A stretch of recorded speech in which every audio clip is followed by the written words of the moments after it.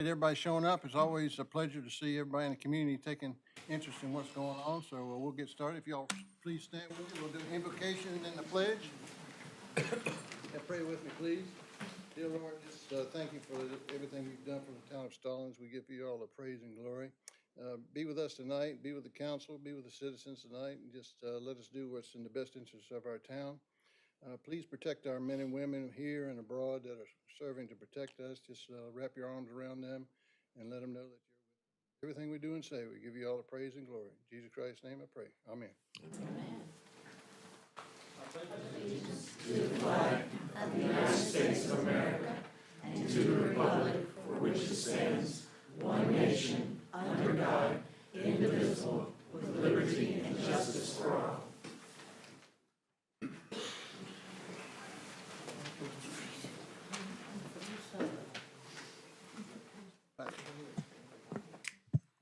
So first up is public comments, and the first public comments is just general comments. Anybody that wants to speak on just any general topic. And then we have the public hearing that has the comments that I have. Jeannie and Tom, y'all's comments there. So let's see here. All righty. So for the first up, Miss Lucy Drake. Lucy knows the drill, but just give us your name and address and let us know what you think. Well, I think everybody knows me. Lucy Drake. Oh. Hi, I'm Lucy Drake. I live on Community Park Drive, the neighborhood behind the town hall. There's several neighbors of mine that are coming to speak to you tonight about the industrial park.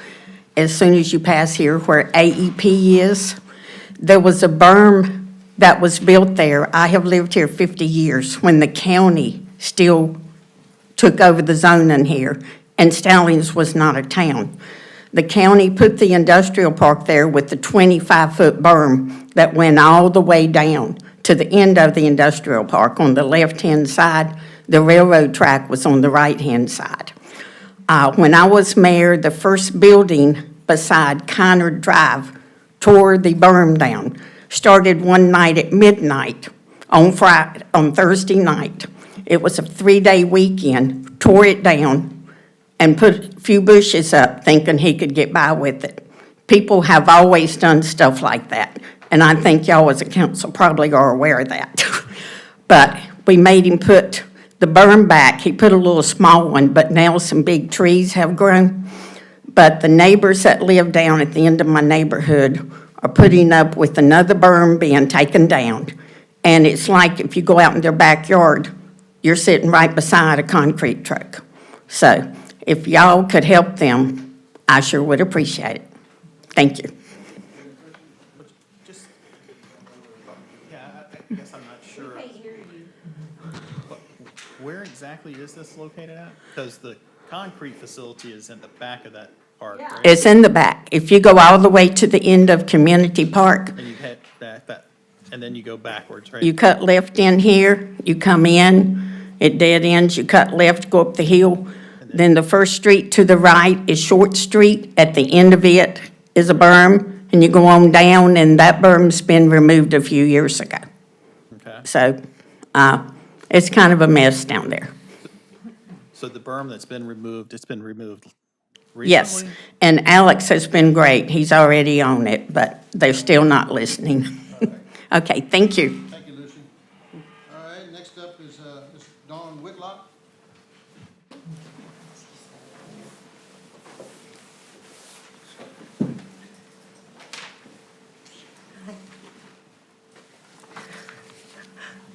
My name is Dawn Whitlock.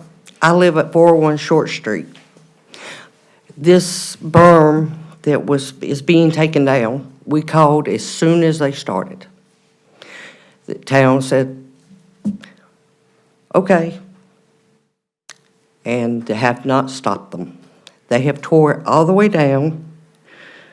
I have photos so I can show you how high it used to be, because there's one spot that has a telephone pole in it, is the only reason it's not gone. So if you'd like to see how high it was, I can show you that. And then I can show you what it looks like as of today. What we are dealing with is all the sound from the industrial park. It's not just the concrete plant, it's all of it. The concrete plant runs just about 24 hours a day now. They get on their loudspeaker, they blow the horns. It's about unbearable. Not only that, they shine a bright lights that now that this is gone and the trees are gone, shine right into our houses. And I've got a picture of one of the lights I took as I was walking out the door to come here. So if you'd like to see them, so y'all can get a reference to what we're dealing with. Yeah, if you would. Okay. If you send them to Alex, Um, he can put them on. Okay. I'll let him send them to you.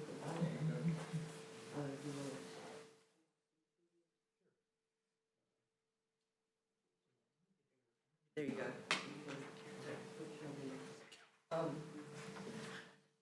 And I'm sorry, but I've lived in Community Park since I was in elementary school. I bought my home 35 years ago and still living in this neighborhood. And I'm asking the town, please stop this industrial park. It's ruining our property values. It's ruining our peace of being a home. So please, y'all need to do something to stop this place. Thank you. Thank you, Ms. Whitlock. Next up is Ms. Shannon Smith.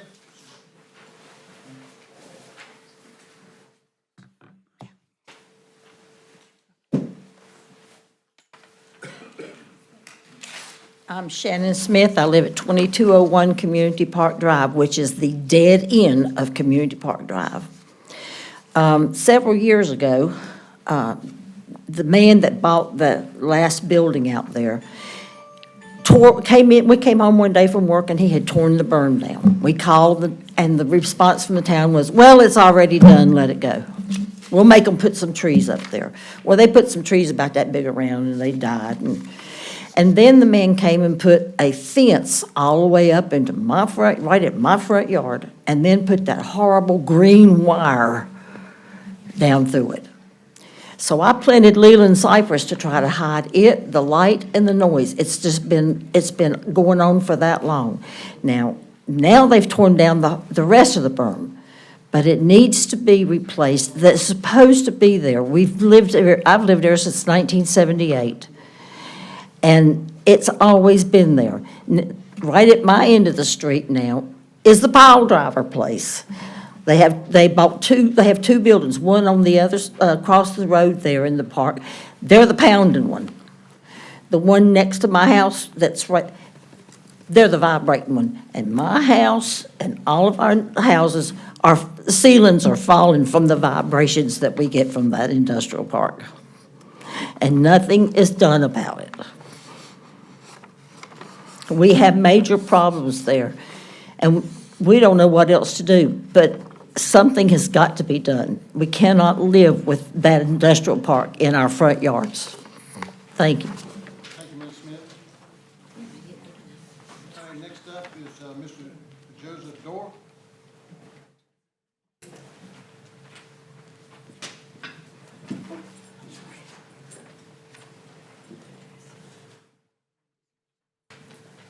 Good evening. My name's Joseph Dorr. I live at 2317 Community Park Drive. Same thing. The berm was there, the trees were there. I slept at night. Now that they've torn it down, it was already loud. They're chipping concrete at 9, 10 o'clock at night.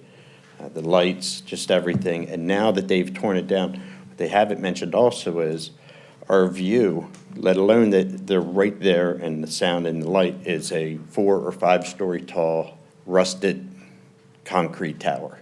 That's what I have in my backyard. So if you guys could help, that would be wonderful. Thank you. Thank you, sir. Everybody on the berm. Well, thanks, sir. Thank you all, Lucy and your neighbors there. Thanks for letting us know about it, and I'm glad to hear Alex is already aware of it and already on it, so he'll bring us some solutions and done for you. Thank you all. Next up is Ms. Joyce Rupert. Am I pronouncing that right? Oh, there you are. My name is Joyce Rupert. I live at 3026 Freezer Place, Stallings. I haven't been here for a while to bother you all, but I came tonight to say thank you to our wonderful police department. We had an incident in our neighborhood in December, and I didn't even know anything had happened until a nice young police lady knocked at my door at 6:30 and told me the door was open on my pickup. So out we go, and it was open. We were the lucky ones. I left my door open on my pickup all night, but some of the neighbors had their trucks and vehicles, windows broken and broken into. But this young lady from the police department, I don't know if he's here, the chief, what a nice young lady. 6:30 in the morning, you have a police officer standing at your house door, and it's like the scariest thing going, and she was wonderful. And I say every day, thank you to the Stallings Police Department. We are very, very lucky to have them. And if anybody ever said to me, why do you have a small-town police department? Because it really matters. I think there was 15 cars broken into that night. And don't ask me why they didn't do anything to my car. I left the door wide open. Well, I wish Miss Lucy Drake wouldn't have left, because she was responsible for starting that police department. Okay. Thank her, there's the lady right there that started it. I wished I would have got her name. She was just wonderful because I've been fighting the battle.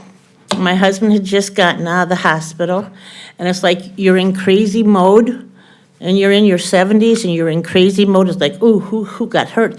She was just darling, that lady. I shouldn't say that about a police, but she was wonderful. She was really nice. But I'm just so grateful to that police lady to knock it, because I had no idea what was going on in the neighborhood.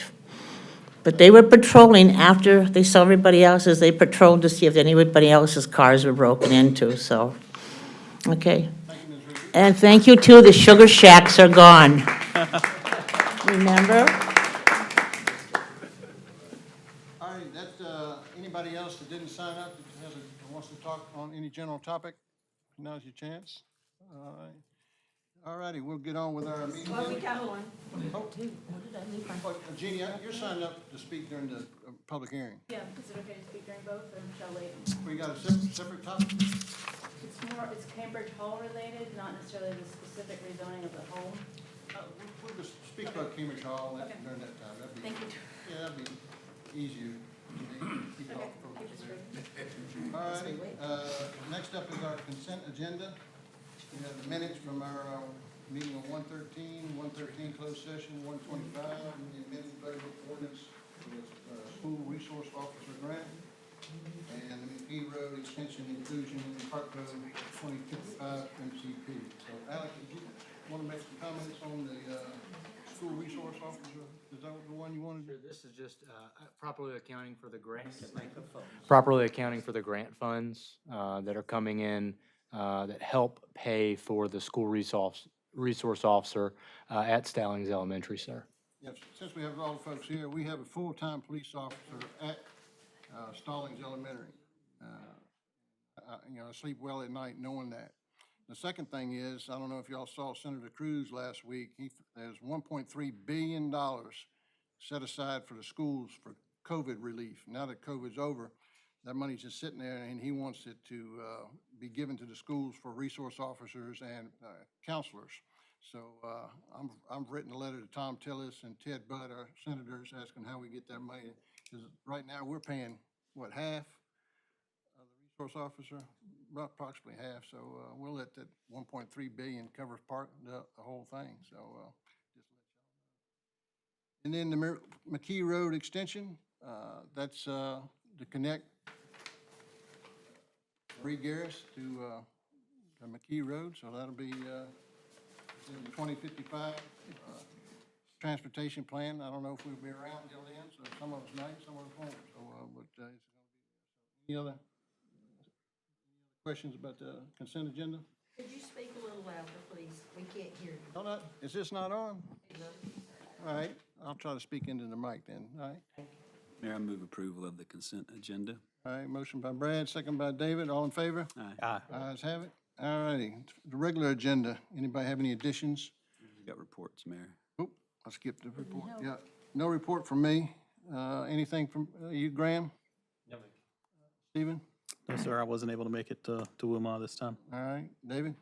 Not this time. Brad? No, sir. All right, Alex? Thank you, Mayor. Just one staff report. We're submitting the budget line item transfers for January. As a reminder, these are the interdepartmental transfers that we do, and we submit a report every month in the spirit of transparency. That concludes our report. All right, thank you, Alex. Chief, got anything for us tonight? All right, no news, good news? All righty. Agenda approval, so anybody have any additions or deletions on the agenda? No, move approval of the agenda, please. All right, motion by Brad, second by David, all in favor? Aye. All right, first up is conditional zoning, 24.10.01, the Assembly God conditional zoning. I'll open the public hearing and turn it over to Max, our planning director.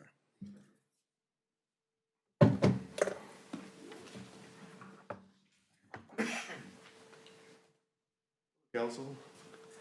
Okay, How's it going, man? does this one work? This one's darkened, okay. Let me pull up the item, give me just 1 second.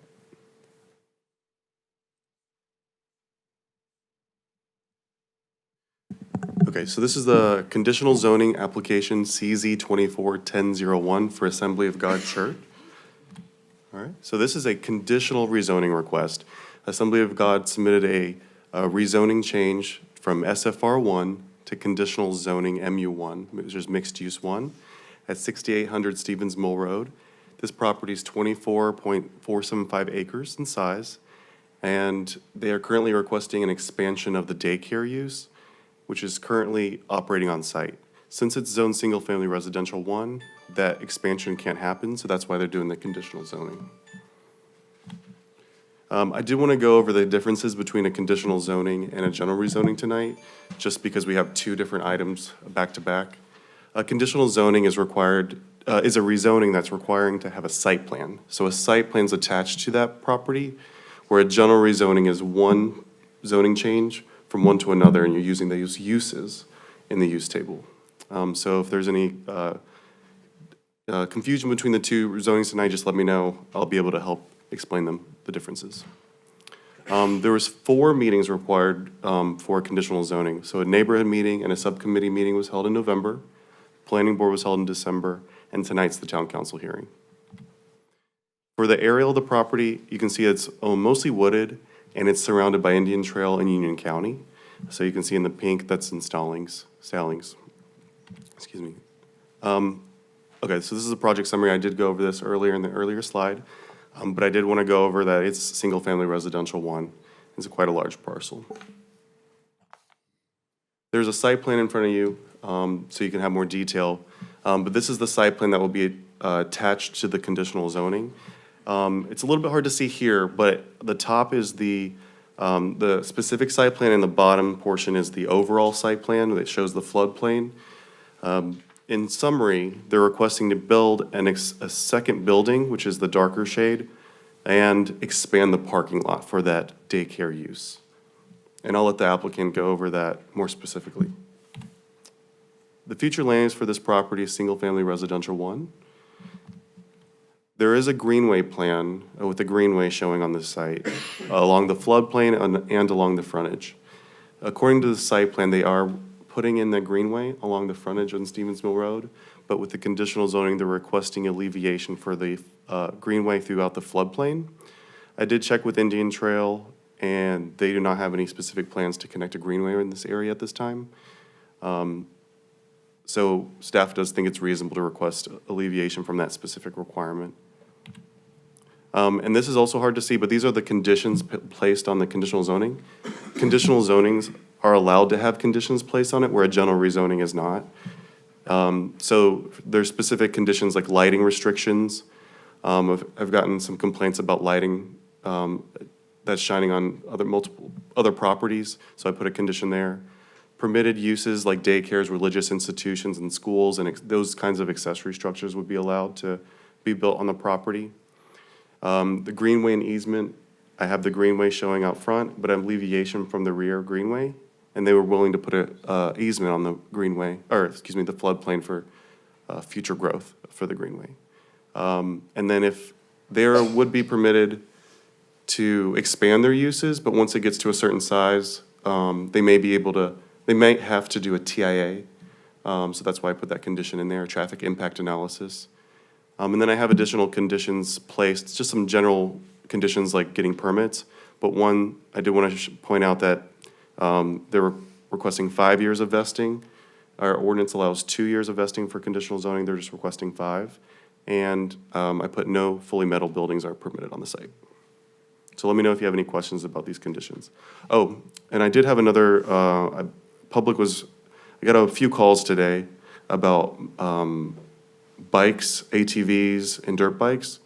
And they were really concerned about that. So I did put a note on the list if you wanted to discuss that with the applicant later. I do think that's something that was not put on these conditions when I talked to them earlier. What would that condition even sound like? So only uses permitted to religious uses, Churches, church. excuse me, the daycare is allowing or riding motorcycles and four-wheelers on their own property, or other people are? This property currently has like a dirt bike track on it. Okay. And I've not been out to see it, but I do get a lot of calls about it, a lot. And then someone called me today, I got multiple calls about it today. And they were very concerned they were not able to make it tonight. So I just told them that I'd bring it up at the council meeting. But a condition could be placed, only religious uses, daycare, and those things are permitted, no dirt bike track, or recreational vehicles are allowed on site.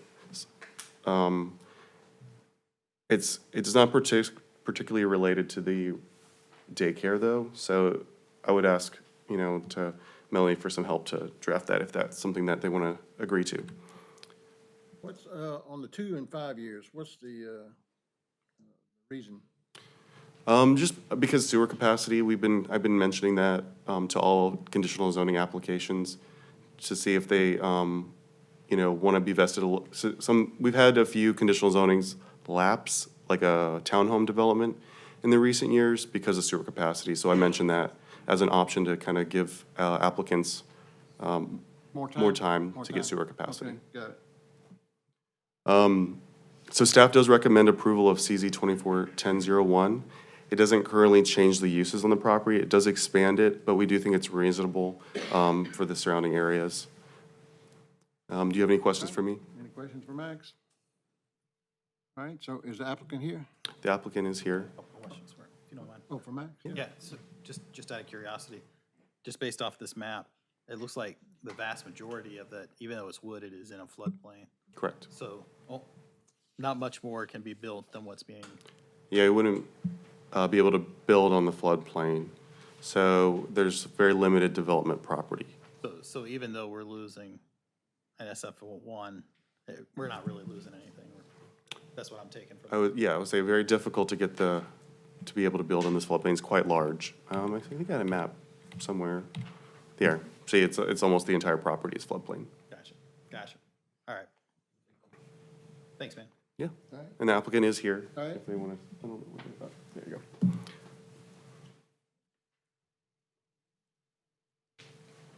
You want to bring up the site plan? Sure. Just can use up and down there. Good evening, Council. My name is Ala Buganim. I am the architect representing the church.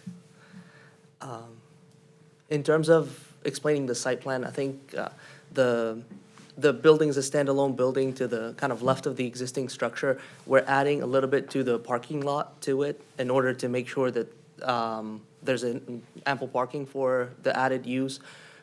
We took into consideration as well traffic, drop-off and pickup when we were designing this. And to Max's point about the floodplain, if there is future expansion of the building, it might be a little bit to the back and a little bit to the left-hand side of this site plan, but the majority of the site is occupied by the floodplain, which is going to make it very expensive to even mess with. I just wanted to touch on these couple of points and just open it up for you guys if you have any questions.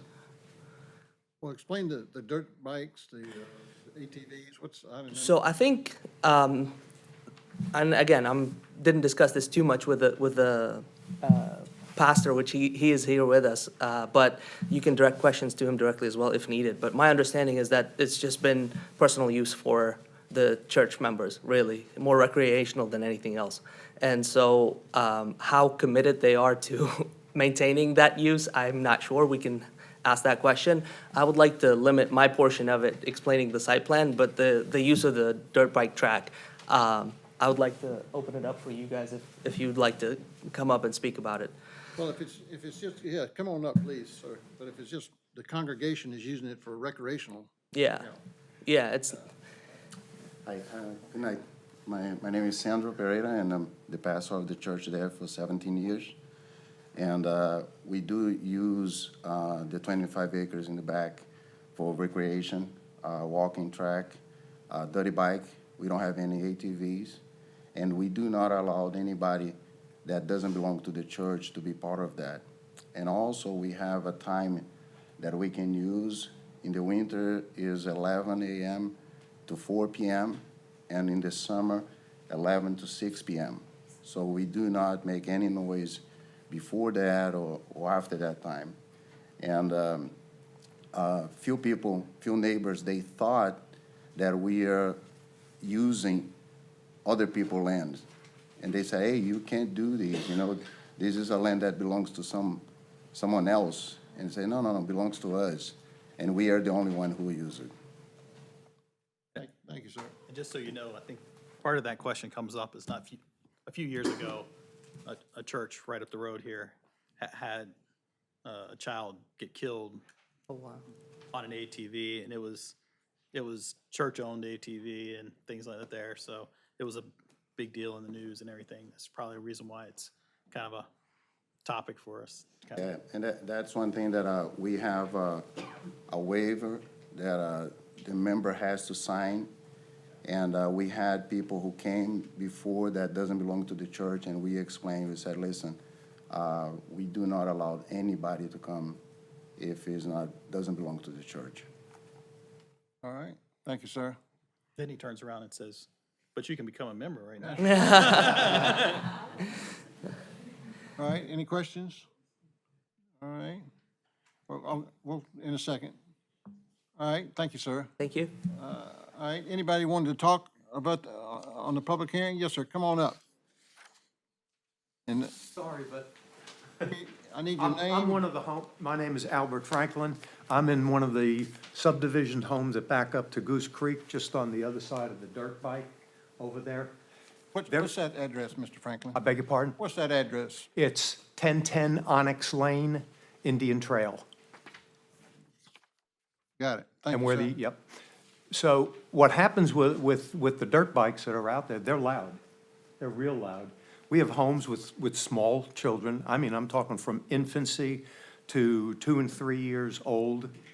I've gone over there before and seen them unloading the dirt bikes out of their pickup trucks and the vans and this type of thing. Real nice people. We've asked them, we says, kids are sleeping and this type of thing. They come right up close to Goose Creek on their little track. We're just on the other side of Goose Creek, and there's a lot of noise that's going on. And it's not just one bike doing it. They could be doing it for hours out there. Right? 6 bikes. And it's disturbing to people, and we've let them know that before. We've gone over there and told them that, and they've not taken any type of steps to not do it and disturb us on the other side of the creek. But it's pretty loud and it's offensive to a lot of people. That's just all I had to say. All right, thank you, Mr. Franklin. Anybody else? Yes, ma'am. I also I'm Ashley Edwards. I live in 2005 Hampshire Court, right, the next cul-de-sac over from Onyx Lane. And Could you repeat your name again? Ashley Edwards. Thank you. Sure. So you can actually see our home from the map, the previous map up here. So we can actually see the dirt bikers in our cul-de-sac going around, and agree there's multiple at one time. It's all hours of the day. We have also confronted the dirt bikers and agree they're very friendly, but it is very loud. I have 3 children myself. My next-door neighbor has a 6-week-old to a 6-year-old. Everybody in our cul-de-sac has children of young ages. And so, again, napping is very hard. Playing outside, that's very difficult because you can't even hear yourself think because they're right there. And so this was my biggest concern, and I had a question as to whether, is it an either-or situation? Do you either get the greenway, or do we get the expansion of the church? Because I also have a concern with the greenway about having people literally in our backyard going past our house with young children in the back. And what was your address? I couldn't write fast enough. 2005 Hampshire Court. Hampshire, got it. And I know everybody on Kinder Oak Drive has called and complained over the past several years about the dirt bike usage. The sheriffs have been out, our next door neighbors have called, the sheriff came out. We've just approached the pastor and others when we've had concerns, or if we've had children's birthday parties outside. They've been respectful during those times, but during the summer, it's almost every day. Thank you, Ms. Edwards, for making us aware. Anybody else? All righty. I'll close the public hearing. And council, any discussion? Mayor, I'll talk first about the Greenway and the recommendation to allow the waiver. I was on this council subcommittee, and then I'll talk for just a moment about the noise, the two different things, I guess. If you'll notice on the plan, the applicant will be putting in a sidewalk. I always get concerned about sidewalks to nowhere, but they have to start somewhere, but we're getting a sidewalk on the frontage of the road. I forget which other council member was in the subcommittees. You might know. Was it Lori? One of the discussion points was, and it might speak to the young lady's question about the Greenway. It's marked for Greenway. We didn't think it was appropriate to require the church to build a Greenway to our Greenway plan at a cost of, I forget the number, but it had 7 digits or so in it. It just felt oppressive in this situation. So no, I don't think we're building a Greenway. We're not requiring the church to build the Greenway. We'd like to have a Greenway there in the future, but when we say in the future, it's like that. You can't hear me, Jeannie? It's okay. It's down the road and not funded, but it's nice to preserve that for future use 25 years from now. So I am in favor of the rezoning because of that and the use. I'm concerned, though, about the noise, and I heard Max offer a suggestion, which I don't know that I would endorse tonight, but it's to limit use on the property just to religious activities. I don't know what that does for the church. I'm concerned about noise to our neighbors in Indian Trail. I see on the map here they're fairly close. So my comment tonight is limited to just the Greenway waiver. I'm happy to have discussion about how to handle the noise, and if it's appropriate to put a condition in about religious use only. I don't know. That's a tough one. It's new information, by the way. It wasn't brought up before, so I'm trying to get my head around it. All right, thank you, Brad. Anybody else?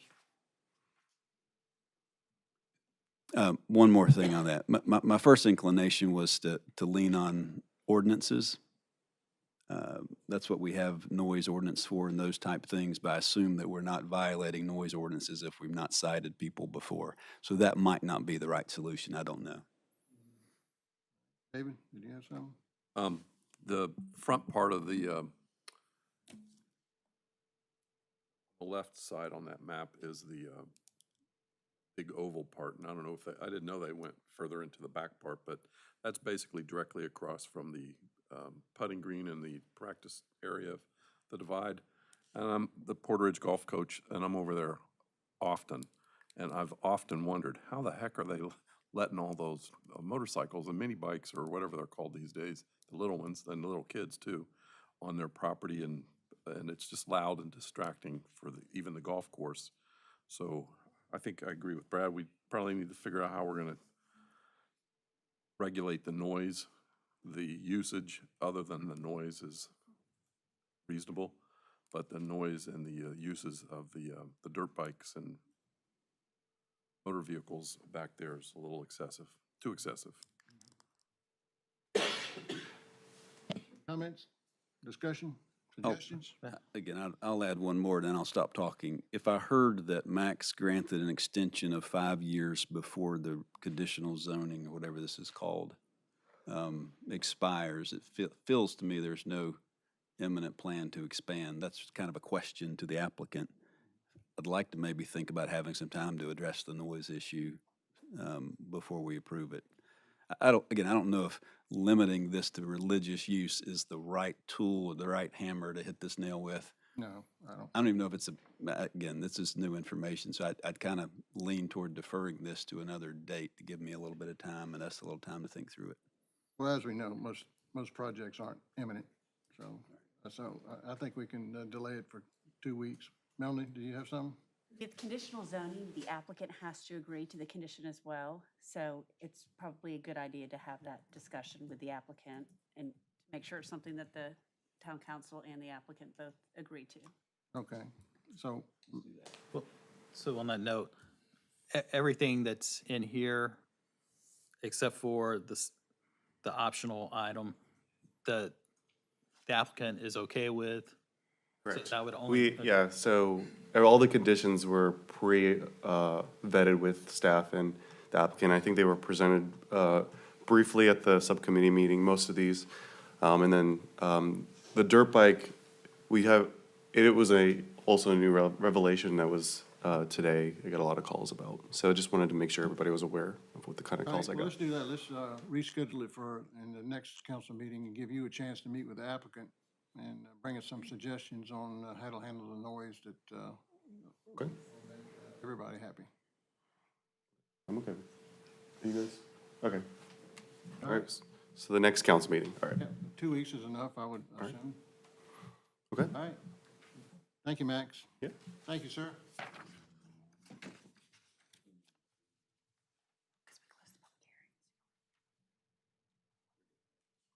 Yeah, so, and we just suspended it. Yes, since you already held the public hearing and closed it, it's just a matter of us putting it on the next one. Okay, gotcha. All righty. Next up is rezoning 24.10.01, the general rezoning of 5749 Stevens Mill Road. And so I'll open the public hearing and turn it over to Max. Okay. Hello, council again. So this is a general rezoning application for RZ 241001 at 5749 Stevens Mill Road. So, again, this is a general rezoning request, and there's multiple names floating out there. Stevens Village, Cambridge Hall, names of projects do change. So if you hear multiple names of the project, it's still relating to this project or similar to this project. But this is a general rezoning for a parcel 0.7 acres in size, from single-family residential 1 to mixed-use 2. We had a neighborhood meeting and planning board in December, and the planning board did recommend approval, and then there's the public hearing tonight. For a general rezoning, you're required to do 3 meetings per ordinance. So the conditional zoning is required to do 4. So just wanted to kind of show you a difference. On the map, you can see that there's a single-family residential property in the middle of the mixed-use green property. And I have some history on the slide, and then another slide about that. But this is the aerial and street view. There's currently a white house sitting on that property. And I believe the applicant owns most of the properties in the area. I'll let them talk about what they own. But there is some history on the property. So in 2018, the town adopted a new ordinance and did a mass rezoning for the entire town of Stallings. This property was rezoned to mixed use 2, and then in 2021, we had applicants, all the properties that you see on the map here, request a rezoning back to single-family residential 1 because of the tax implications of the property, or on these properties. So there's additional history. So I said the Stevens Village project is composed of 2 parts, but there's actually 3. So there's the blue part is the by right development, meaning that they can build per the zoning. It's allowed. They don't have to go to council. So that's what happened there for the grocery store site plan, and it was submitted in September 11, 2020, and that concept plan was approved in October 20th, 2023. And then the yellow portion is a future development agreement to discuss at a later meeting, but that's another portion that has been brought to our attention multiple times. And that development agreement has not yet gone to council or been reviewed by staff. But that one was submitted in 2020, and that one has not going to expire, that application. And then there's the purple portion, which is the rezoning tonight. And then there was a traffic impact analysis that was completed in 2023. So I just wanted to kind of go over all the history for that area. So there's a future land use of this property as single-family residential 1. When we have a rezoning, we also change the future land use, so that's why it's single-family residential right now. But previously, with the mass rezoning, it was walkable activity center and consistent with the commercial site. We have a small area plan for this area, and it does show residential on this property. So staff does recommend approval of this tonight because of the economic development plan shows more opportunity for commercial development. And also the rezoning is consistent with the surrounding uses. And there are potential community benefits long-term, but there are a lot of neighborhood concerns for this area. So the request may seem inconsistent with the small area plan and the future land use plan, but this rezoning brings consistency with the area because it was previously also zoned mixed use. Do you have any questions for me tonight for the general rezoning? How does this rezoning affect the site plan? I think the Yeah. residents are a little confused on.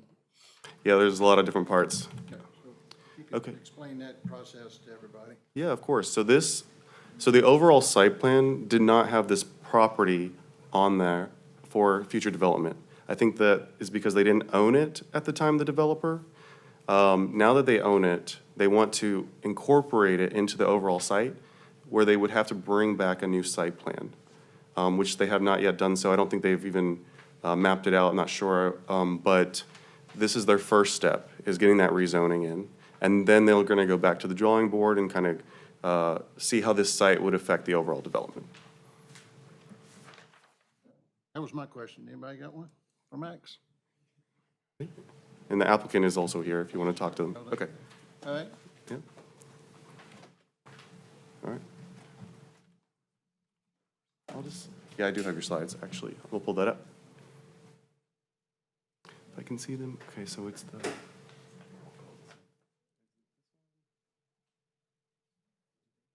I wish there was like a computer, like right here, so I could see. I couldn't tell. Okay, so I'm going to leave this to the applicant.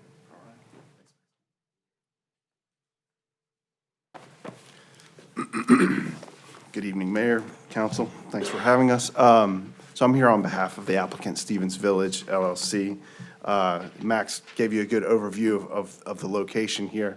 This is the site along Stevens Mill Road, 5749 near the intersection with Idlewild Road. Here's some aerials. You can see it's currently a single-family house at the site. Here's a bigger aerial. You can see 485, so you can see where the site is in a bigger thing. And there's the Shanamara neighborhood to the north on the picture. Here's a picture of street view currently of the site. It is the White House with the wraparound porch that you may have seen on Stevens Mill Road. As Max explained, the current zoning on the site is SFR 1, single family residential 1, but it's surrounded by MU2. And the request, this general rezoning request, is to rezone this site from SFR 1 to MU2 mixed use 2 to be consistent with the parcels on all three sides of it. This is another image showing the current zoning map and showing the site as SFR 1 surrounded by MU2. And again, as Max explained, the history of the site is that it was rezoned MU2 when these other properties were rezoned to MU2 several years ago. The property owner at the time, with concern for property taxes, sought a rezoning back to SFR or to SFR 1. And so the rezoning would bring it back to MU2 with the surrounding sites. At the time of the application, the Stevens Village didn't own the parcel. Mr. Duncan still owned the parcel, and he was supportive of the rezoning application. Here's the future land use map that Max showed. Again, if you all were to decide to rezone the site, the map would be updated to be consistent with the rezoning. So again, this is a general rezoning request as opposed to a conditional rezoning as the previous project was. So if you were to rezone it to MU2, any use that's permitted in the MU2 district would be allowed on this site. Just want to be clear about that. The developer does own the parcels surrounding this site, and the intention is to incorporate it into the development. But the general rezoning doesn't require that. And the approved site plan on those adjacent sites can go forward without this site. Be glad to answer any questions you all may have. Any questions? What was your name, sir? Oh, my name is Aaron Hauk. Sewer, do y'all have your sewer allocation yet? And this is We're in the final stage. Come up there, Terry, if you would, please. Terry Williams with Withrow Capital. We're in the final stages to receive the approval, and then the next step would be permitting after that. Thank you. Any other questions for Terry or Mr. Howe? All right, thank you, sir. Thank you all. All right, so we got several people want to speak, and I'll call you up, all right? So you have 3 minutes, but I'll be a little leeway on that. So I want to make sure we hear everybody's concerns. So Tom and Michelle Twitchell, so which, Tom, you going to speak?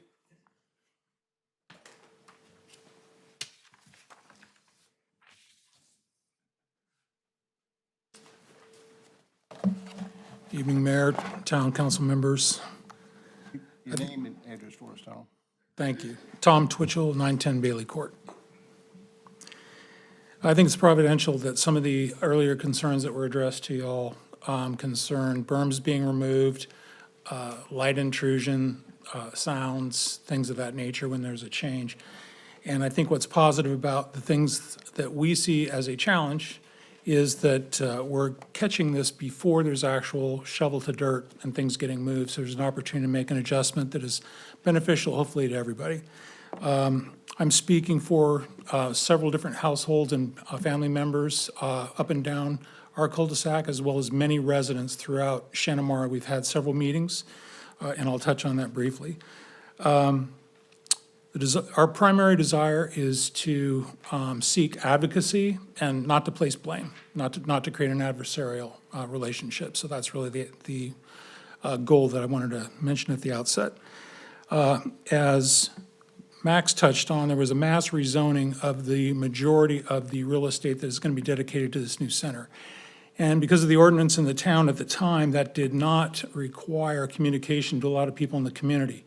So it may feel currently that we're coming sort of in the 11th hour or late in the game to raise concerns or challenges or requests. But the reality is that with this new parcel that is key for the development is the first time for many of us becoming aware of the development in its entirety. The current plan does have a number of impacts, and the process that we've had is we've had several large community meetings within our neighborhood in Shanamara. We have met with the planning board and Max, in particular, Katie as well. We've also been communicating with the town engineer, and I think that most of you have received at least a couple of emails or letters from some of the members of the larger group that we're representing tonight. So it's not a one-off or, one or two individuals getting together and say, let's come up with a list of requests. It's been more of a comprehensive and holistic exercise. Some of the items on the list of requests have already been conceptually agreed to, so I'm not going to go through all of those at this time to save time. When we met with Max and the planning board, it was to gather input as to the requests we wanted to make and make sure that they were within the town ordinance and that there was a perceived amount of reasonableness that we were motivated to ask for those things. Primary among those are the 100-foot landscape barrier. Currently, it's set at 70 feet. I have some photographs that I'm happy to hand to you all if it would help. Just to give you an idea of what 30 feet and 70 feet would look like from, just as an example, our backyard, but there are many homes in the community that would have the same circumstance. Sometimes when you talk about a 70-foot setback, it sounds pretty reasonable, but when you take a look at the actual eye test for a property, it may not seem quite as reasonable as it may have in a discussion. The 100-foot barrier that we're asking for is consistent with Stinson Farms, which is another part of the larger development that the developer that is working on Stevens Village is also responsible for. I think most of you are aware of that as well. And the reason we're asking for that 100-foot is because we're asking for a few other changes as well. One is that there is a 10-foot wall. We have talked with Max. He let us know that a 10-foot wall does not fall within town ordinance, that an 8-foot wall does. So we have amended our request to 8 feet.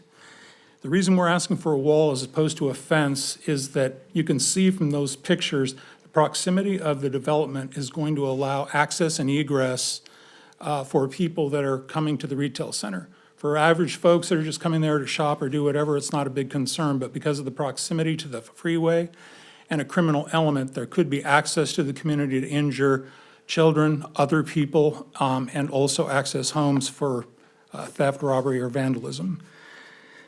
The reason we're asking for that wall is for those security reasons, but also our community, Shanamara, and I think, Mayor, you are probably aware of this, does not allow for tall privacy fences along the entire perimeter of the properties. So we're just looking for some sort of aesthetically pleasing, secure barrier.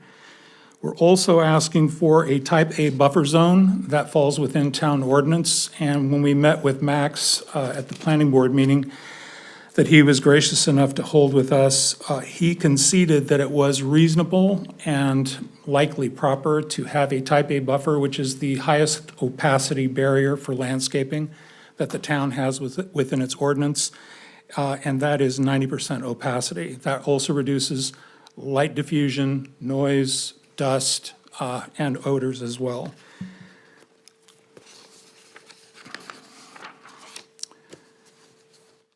So in addition to those items that were requested, as some of the other people have been up here earlier today talking about preserving home value, I don't feel I need to educate you all onto that specific. I think you're very well aware of that. We wanted to make sure that we were following within the town ordinance and the town goals and the town's aesthetic. We wanted to find positive common ground between the developer, the community, and for the town and the mayor that is responsible for growing the town, but also representing the town's members.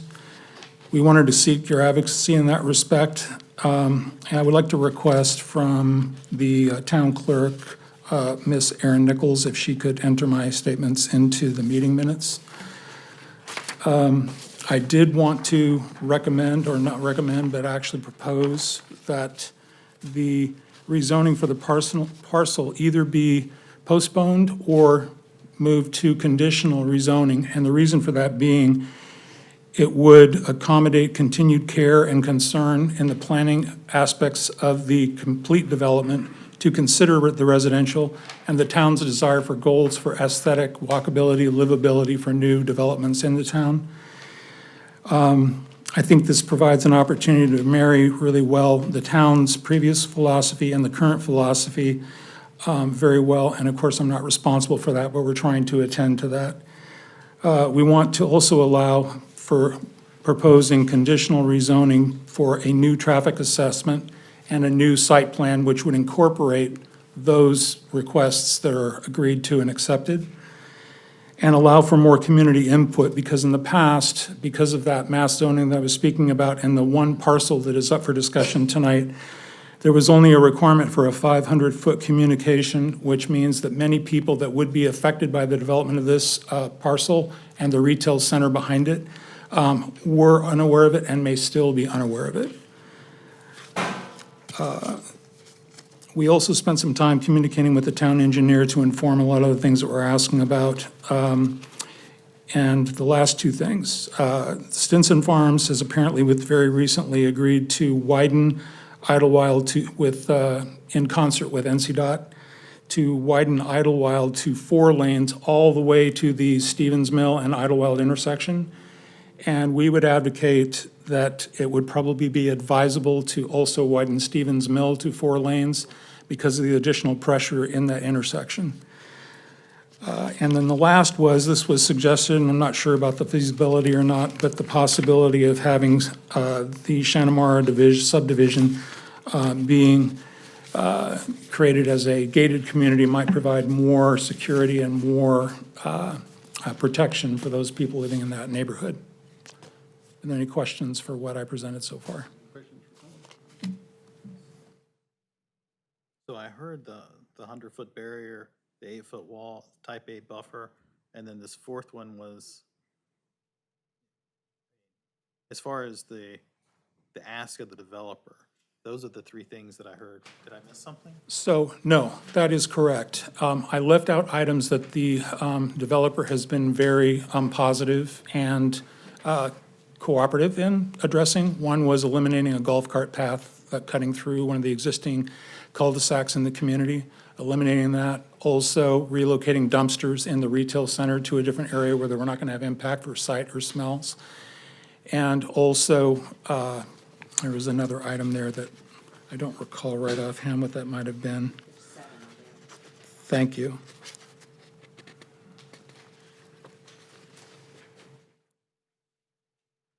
Also, making sure that the Shanamara Clubhouse be treated as well as, the same as residential units. Thank you so much.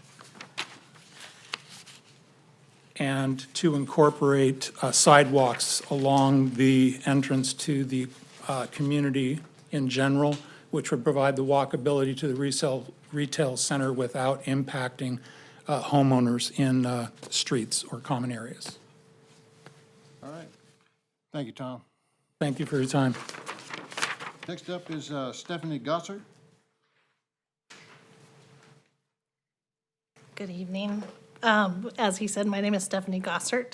I am a Shanamara resident and really am just here tonight to voice my support for our neighbors that will be impacted the most by that development.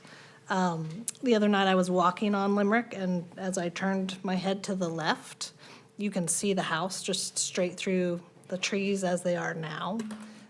So realizing how close that is now to us, I mapped that from my garage door to my neighbor's tree, which is to the side of our driveway, and that was a 40-foot buffer. So I just would also support that 100-foot buffer as well as that type A with the trees. So I just wanted to voice my support. All right. Thank you, Stephanie. What was your address? Oh, Stephanie, what's your address? 36, oh, go ahead. 360 Killian Court. All right, next up is Ms. Roxy Redfern.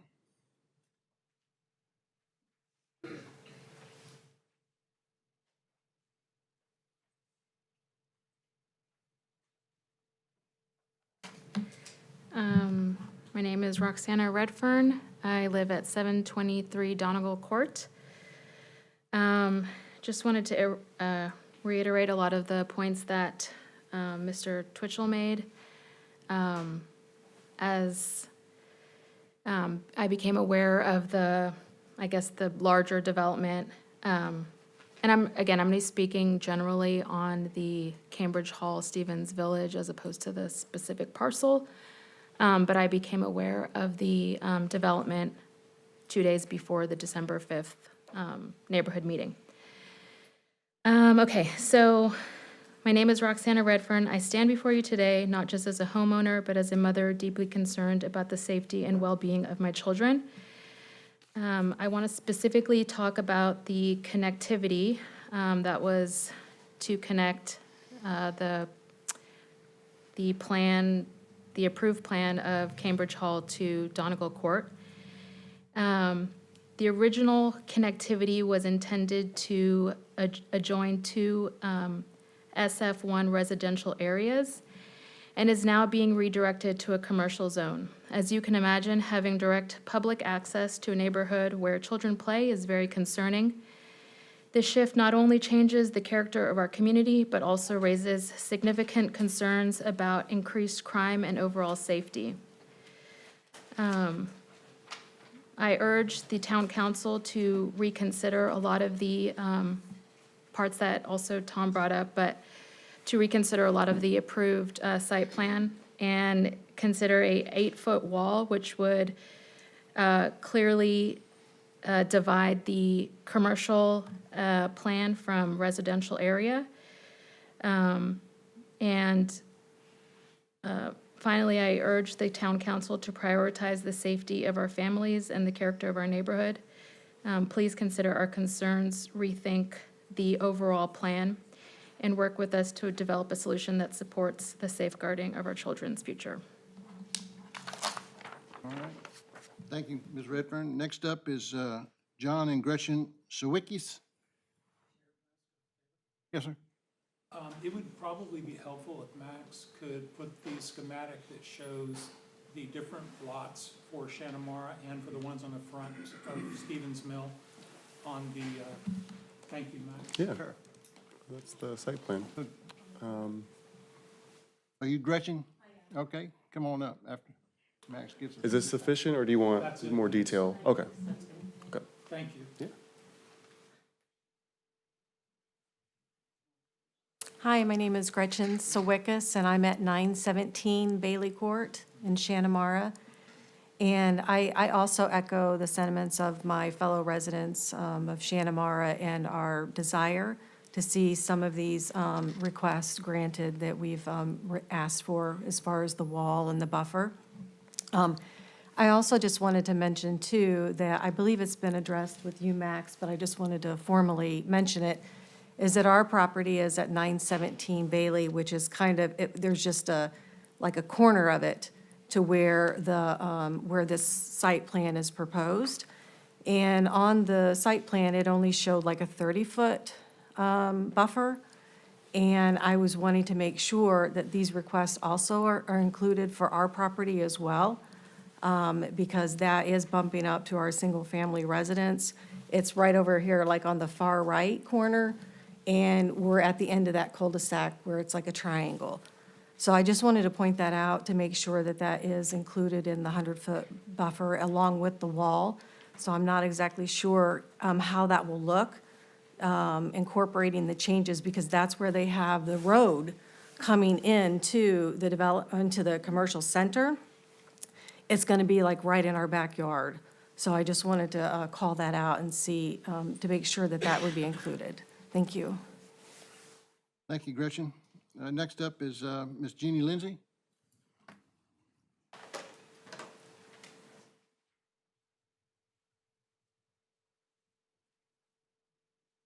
Mayor and Council. Jeannie Lindsay, 5639 Anglesey Court.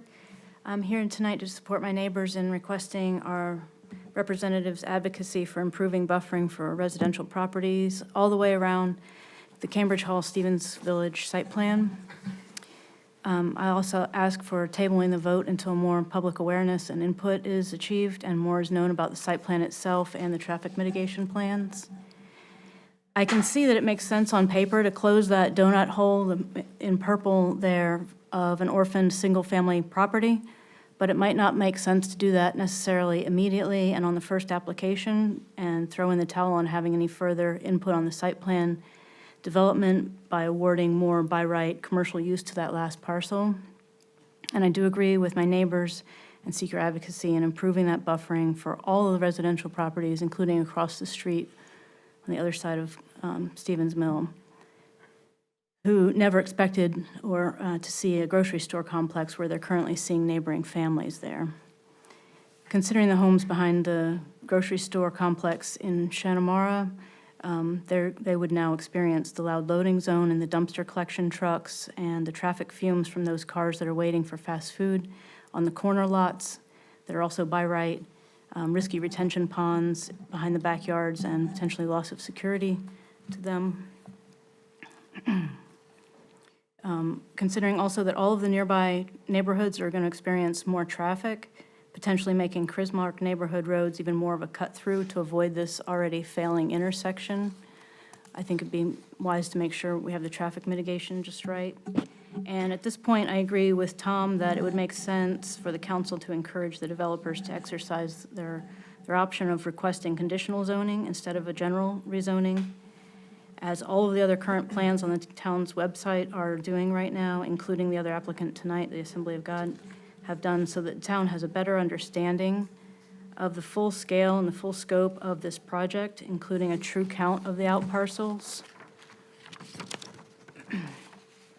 But in the absence of the conditional rezoning request tonight, postponing tonight's vote would be in favor of gaining a more clear picture of what to expect for the density, the traffic, and the livability for the current and remaining residents here in Stallings. And I see three big town planning issues with further rolling out the welcome mat for the commercial development at this site. The traffic impact analysis that was completed in 2023 might already be outdated, with more people going back and forth to work in person, and with other nearby developments that have more recently been approved. And unfortunately, the TIA somehow doesn't expire. Downzoning is now also suddenly and unfortunately restricted by the state, which means that if this Cambridge Hall plan falls through, we'd still be stuck with an entirely by right mixed-use zoning for the next developer that comes along, because we wouldn't be able to downzone again. And then, of course, as we've heard earlier, the water and sewer capacity is running out for the projects that are already approved and the ones that we're trying to attract, including around the hospital and the future downtown node, which are going to face the water and sewer capacity issues. And as, of course, as we're already experiencing, those water expansion costs are on the backs of the ratepayers, not all the taxpayers in the country, in the county. Stallings' goal of recruiting more commercial projects does make sense, especially to support the booming high-density and residential projects that are already being constructed. In terms of commercial growth, it seems like the more the merrier for the sake of taxes, but this calculation is also at the expense of loss of opportunity now and in the future. The tax funds really should be a tool, not just an end goal in themselves. So that percentage of 80% residential, 20% commercial goal doesn't indicate any value in attracting a destination-worthy project or community amenities or needed services. I'd like to know why we aren't seeing percentages in that list for valuable placemaking, such as schools, private schools, churches, museums, libraries, community pools, YMCA, or whatever the next generation might want to envision for themselves, especially considering this is one of the last large parcels in a very small town. So I'd like for us to put our heads together and further the goal of careful community planning, not just the creation of another pit stop for travelers at exit 49 here. And in conclusion, I don't think that a rezoning needs to be a foregone conclusion, and necessarily tonight. I'd like to see it postponed, give more public input. And it would also make time for staff research on the full implications of going forward with the previous council and previous staff's maybe outdated vision for our future here. So it's my hope that we can all find solutions that are beneficial to everybody, especially for the safety and security issues that neighbors have brought up. Thanks so much for all your time. All right, thank you, Jeannie. Max, I've got some questions for you. And Terry. Oh, Tom, did you have something else? Yeah, may I just add one more point?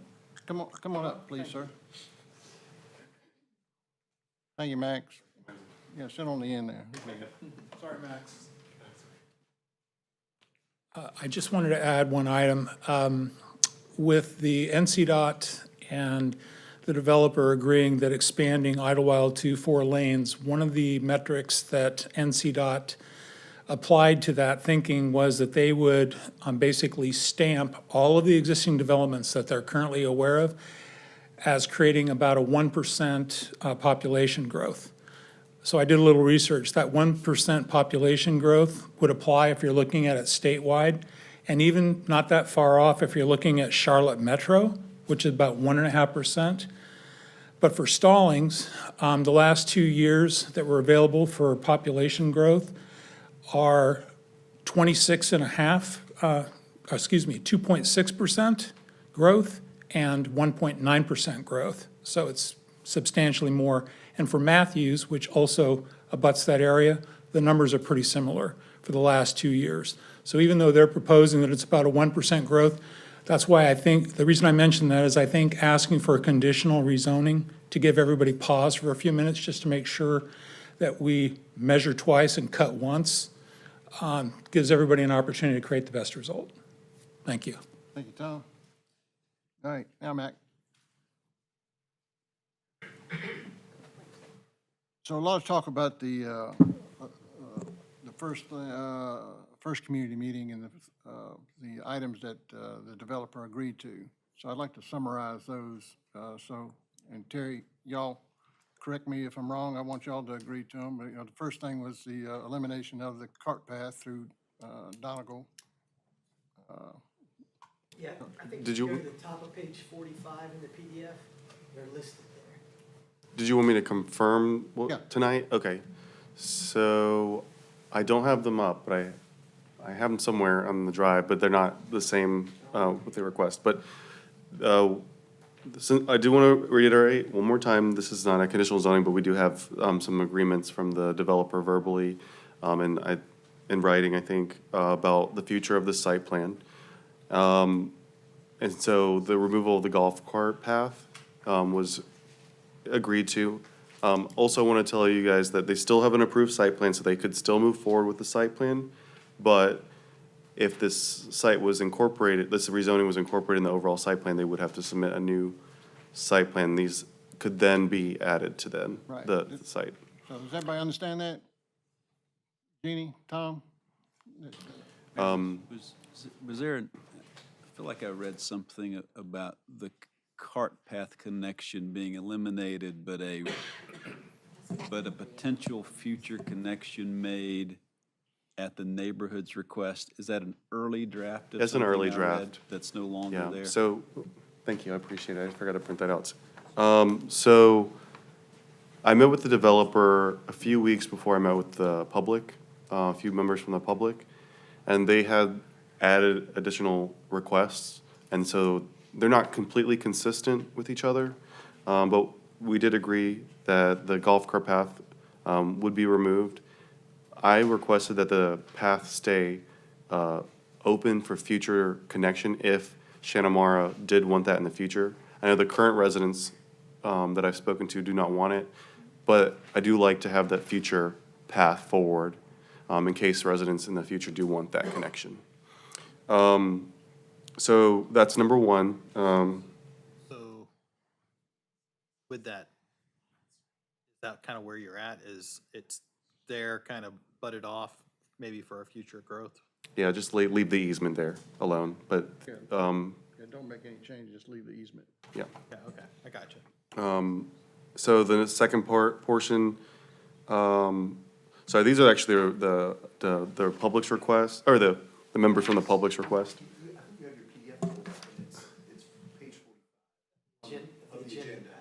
Oh, okay. Oh, I see what you're saying, 45. Sorry, I'm trying to remember this at the top of my head. That's all. Yeah. That's it. Okay. Oh, I do have them, yeah. See if I can zoom in. Okay, sorry,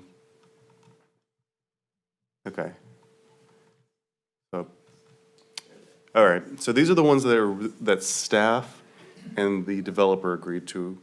So access on Donegal Court, the pedestrian golf cart access point will be removed. A fence will connect to the planned Shanamara border fencing with no immediate plans for a golf cart path unless everybody agrees to it in the future. With the members from the public are requesting no access and a wall, or a buffer and then a wall. And then we agreed to, or the developer and I, 5 feet to 7 feet. The public, I keep calling public, the members from the community requesting 8. The trash and dumpster relocation, so they haven't completely engineered a new site plan, so they would have to. I'm sorry, before you move on, you said 5 to 7, the community wants 8, and then you moved on. Did I hear the word wall, and that means something different than a fence, right? Correct, yeah. That is correct. Yeah, and Brad, to that point, I've spoke to the developer, Terry, myself, one-on-one, and they will not build a brick wall. So, So wall means brick wall, okay. So, sorry, let me explain this real quick, and then I'll have the developer kind of come over here and let you know of their plans. So the trash dumpster location, they're gonna do future site planning to move those dumpsters, but we couldn't agree on a location because they haven't done an engineered site plan yet. They'd have to reconfigure some of the buildings. And then they have the buffer zones, we talked about that. So our current ordinance requires a 40-foot average buffer with 90% opacity. What they're showing is a 70-foot buffer with a 30% opacity, I think, or at the top of my head. So they are technically exceeding the minimum with the footage from 40 to 70 feet.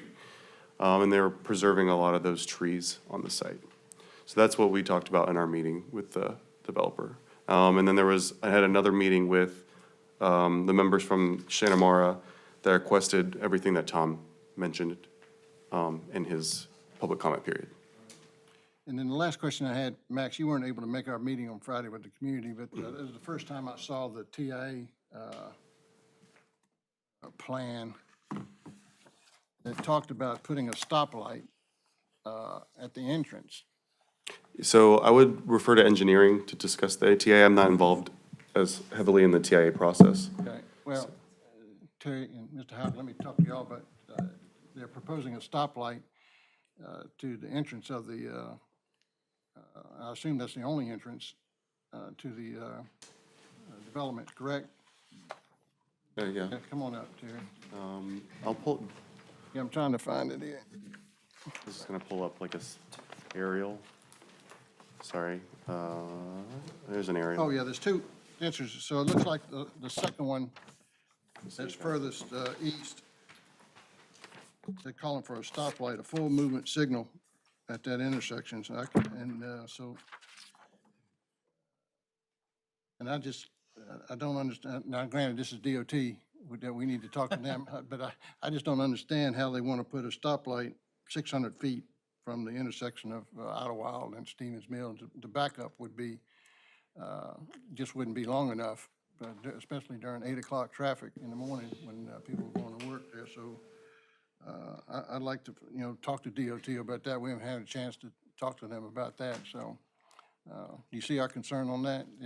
I definitely do. And some of the missing pieces are the amount of mitigation that's already going to be happening on Idlewild Road. When it comes down, there'll be multiple turning lanes going in each direction. And then likewise on Stevens Mill, we're not making that a 4-lane road by no means, but as Stevens Mill approaches Idlewild Road, Stinson Farms is already putting in additional turn lanes there. And then when this project comes on board, Stevens Village, there's as much as, I think there's dual left turns going out towards Union County. So there's a lot of mitigation that happens at those intersections. And most of our turning movements in and out of the project are going to be right in, right outs only, with the exception of that main entrance that you're referring to there. And that traffic signal will make it safer for the left turn coming out. So there's a lot that does go into that is to figure out, and NCDOT required it to be so far back.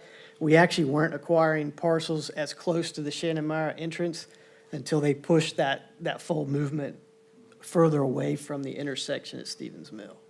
Well, Alex, I'd like, Kevin to get in touch with DOT about that. You were there in the meetings and have them come in and explain the rationale on why it's only that shorter distance between intersection at Idlewild and Stevens Mill.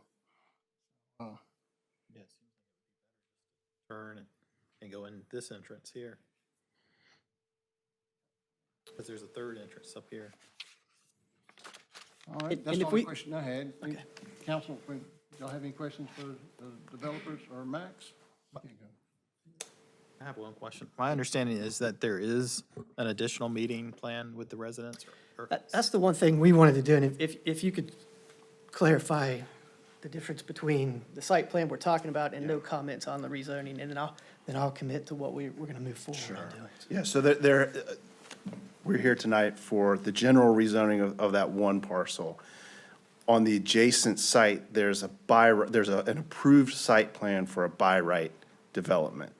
The intention is, if this site that we're talking about tonight for just the general rezoning, not a conditional rezoning, if it were to be rezoned, the desire is to incorporate that into the already approved, the by right development. It would take a new site plan that would go through a process. In the meantime, because of the community's concerns, Terry's had conversations with town, with the mayor, about the community's concerns, and already agreed to some changes to the approved site plan about getting rid of the golf cart path, adding the fence, and that sort of, the things that were on that page that we pulled up. But as far as what we're asking for tonight, it's just the general rezoning of this site from SFR 1 to MU 2. And prior to finalizing our revision to the already approved site plan, we will meet one more time with the Shanamara residents and make sure we understand those concerns, and we will do our best to incorporate them. On that page 45 of the PDF, those bullet points at the top, we're already committed to doing. We're not able to, I don't want to set the expectation that we're going to be able to do everything that's been requested, but anything that's reasonable that we can do, we'll attempt to incorporate into our revisions. All right. Any other questions for the developer? Do you have a plan or timing to have a meeting with the residents and other concerned citizens? We don't, but if we get this approved, we'll probably schedule it within the next 30 days, if that works for them and us. And if it gets tabled, would you still do it within 30 days? Yes, I mean, we're asking for it we're asking for the rezoning tonight so we can continue to move forward with everything else. All right, Brad, did you have something? Not to Terry, I'm going back to Mr. Twitchell's last comment about, I just whispered to Alex, tell me more about this concept of turning Shawnamar into a gated community. As I understand it, that's hard to do because the roads then become private. I don't know if that doesn't feel feasible, by the way, so I'm not sure that's on the list. Put on the list, yeah, that's fine. It can be on the list. I would encourage, I don't always agree with Max on planning issues, but I would encourage the easement connecting Donegal to the neighborhood to stay. I got some head shaking now. Listen, easement, not connection, easement. I think you'll be hard pressed to find retail developments near neighborhoods that decline in property value like you think they do, or we think they typically do. I come from the other end of our town, and can point to several retail developments and apartment complexes, by the way, in the south end of Stallings, and some grocery stores in the area that abut neighborhoods. Property values don't typically go down. In fact, they've gone up. So that's a test I'd love you just to research a little bit on your own. I'm not in favor, by the way, of making the connection. Roxanne, your points about children, critical, very important, and I wouldn't propose that today. I do want to see the easement remain for a future neighborhood population that wants to connect, and it may not be you folks. And the easement wouldn't be done without your permission, approval, and joint. I think I'll leave my comments there tonight. All right. For now. Yeah, my last comment is, we didn't talk on this, but Terry, I think I've talked to you and I've talked to the Shanamar residents that we met with last week. It's a sidewalk instead of the cart path to enhance foot traffic to your site. We'd want a sidewalk connecting to Shanamar Drive all the way down to the corner and then hopefully up Idlewild, but at least coming to your that first intersection. Yeah, we think that's a good idea as well. There's a couple caveats to that, though, is one, the last green block we don't own. So there'd have to be right-of-way acquired across that green block for the sidewalk. And then also, I heard that comment come up earlier, and I paid very close attention to it.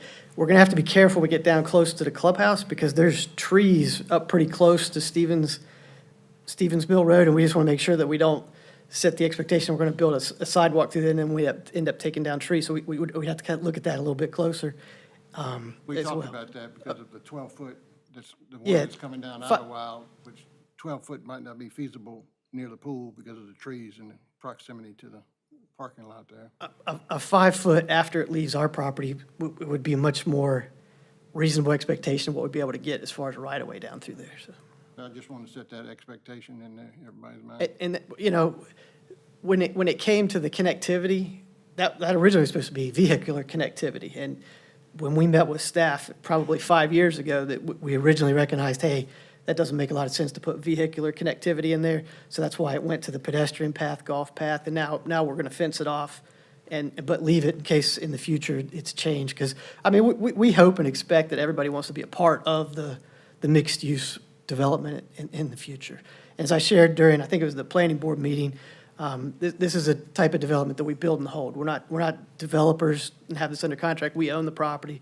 We're going to develop the property, and we would like to own this shopping center like several of our others. Thank you, Terry. All righty. We've heard from everyone, so I'll close the public hearing. And council, what's y'all's discussion? Any more questions? Or what is the pleasure of the council?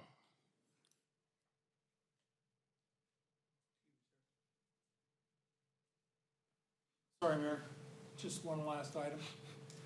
So there's been, the nomenclature's gone back and forth between fence and wall. Significant difference. The fence could end up looking like the Shanamara border on Stevens Mill, which frankly looks like a, picket fence that's seen better days. A wall, whether it's brick or a cinder block, will provide the security that we're looking for, which is really the main reason why we're asking for that wall. I just wanted to let you know. Yep, I think they understand there, Tom, so your request. Thank you. Yes, sir. All right, council. I've already said I'm on the other end of town. I kind of defer to the district rep first, but I'll make a motion if I need to, but what would you? I'm in the same boat as like, this is farther away from me than Indian Trail and Matthews is for me, so Far away. far away. I would like to, not make a motion just yet, see a conversation. I would like to defer this vote to, till after another public meeting with the community, and we iron out some of the details on the wall and the other hanging items that folks are interested in, and get a definitive yes or no, or where we stand on what the end product will end up looking like, and then bring it back and let's get this thing ironed out. You okay with that? I think one of the problems is what he told us is that he can't do that because effectively he has to change the site. If this gets approved, then he's got to redo the site plan and come back with the site plan. So I think it's kind of one of those, I mean, I'm not saying what I support or don't support. I'm just wondering, is that what I understand? That there's kind of a catch-22 here? Right, if we approve it. They have to come back with a That's new got plan. a new site plan, and then they'll have the community meeting, develop what they can into it, but it's still not a conditional zoning, it's just a general Right, zoning. right. But, so. I'm not hearing the same thing. I'm hearing that if the rezoning is approved tonight or another night, another site plan development begins, but I'm not hearing that the developer is unwilling. In fact, I've heard quite the opposite, to have another conversation with the community about some of these ancillary outlying issues, and there's a list of them. So I would approve that motion if you make it. Is that what's the motion? I just want to remind the board, because this is a straight rezoning, there can't be any contingencies, there can't be any conditions, it can't be linked to any other project. You have to vote on it. What's the language we'd use to defer?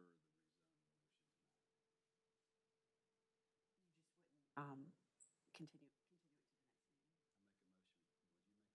I make a motion that we continue this till the next meeting or the second meeting?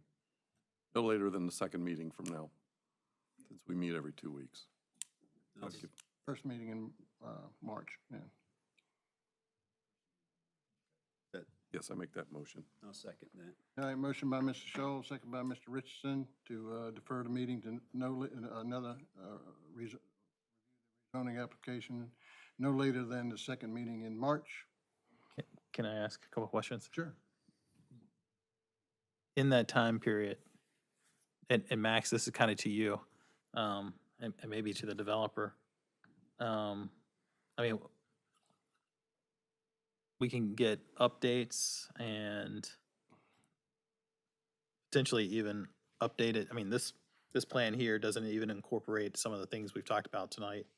Would that be possible within that month time frame to be able to get those updates? Okay. Mr. Ayers, just, you can't even consider a site plan for a rezoning vote. Oh, okay, okay, I got you. Okay, thank you. I retract my answer to the question. All right.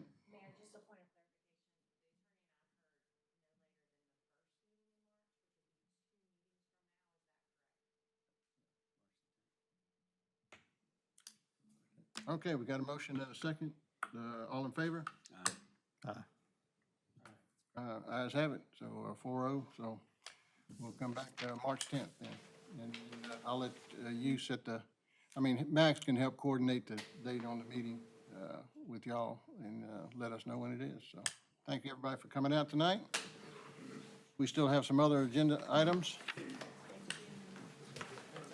Thank you, Mr. Appreciate it. Brad. Yeah. The neighborhood meeting is not a requirement. I think the safer route is to leave the town and Max out of it. And if the developer wants to have another meeting, they can. Okay. We'll just help coordinate the time, meet here or whatever they want to do. Oops. Yeah, Brad goes to church with me. He's in Shantamara.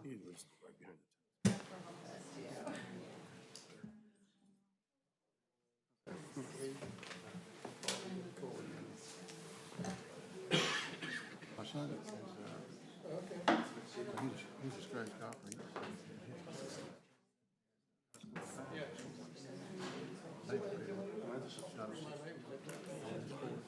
Got the memo. He scratched, and he said the best he's ever shot is 68. Wow. All right. We have one more item here. Let's see. Old Blair's Mill Subdivision Road accepted. Justin, thank you for hanging around. Yeah, no problem. Council, I'm here to, on behalf of Lennar, they requested that we take over the Old Blair's Mill subdivision right away. They've been working with staff for the last year or so to repair the roads, the sidewalks, the stormwater infrastructure. They've met all the demands, and then the staff is confident that the right-of-way infrastructure is in excellent condition and it complies with the town standards. I can answer any questions if you have. It's about a mile right away we're taking over. That's all it is a mile? Yes, sir. It's about 2 miles, right? No, it's about a mile. It's a mile. You said a mile. Okay, I'm just adding the Oh, numbers. no, up. the very bottom is the total. Total, Yeah, that's the okay. total number. See, I couldn't read that to you. There you go. Glasses on. Not you, him. All right. I'm just gonna speak to the street. The streets are pretty much brand new. They milled it to subgrade and just put it all back. It had been so long, this subdivision's been there since 2017, so they went ahead and just milled it all down. Did they use a construction company that we're familiar with? Or did- Yeah, I believe they used red clay. Oh, yeah, we Yeah. use them. So they milled it down, they proof-rolled the ground to make sure it's still stable, and they put the asphalt back on. So everything's pretty much brand new. Okay. Questions? So they'll come in with we'll add those to the database with the 100 rating or something like that there? Well, I think we're in the budget season, we're gonna talk about getting a new survey this year, so that'll give us an exact number. Oh, really? Okay. I would have thought that we would have gotten a number as part of that review. Okay. I mean, it'd be close to 100, probably 95, somewhere in that range. There's still some kind of depreciation over time. Okay. That's good to know. All right. I just have one question. Yeah. because we've brought, it's come up before, bringing in roads. Sometimes there's an issue of them not being to road, our standard. I think you mentioned they're to our standard, the town standard. Is that correct? Yes, sir. So there's the statewide standard, and then our town has a higher standard for our roads. Yeah, so our standards, it's usually 3 inches of asphalt with 8 inches of base. That's typical, even with Charlotte standards for the residential roads. Does Obler, do they have curb and gutter? Yes, sir. They do? Mhm. All right. Seems straightforward to me. So can I get a motion? I'll make a motion. I'll make a motion for the town of Stallings to accept the subdivision roads of Old Blair's Mill. All right, motion by Mr. Ayers. Second by Mr. Hall, all in favor? Aye. All right.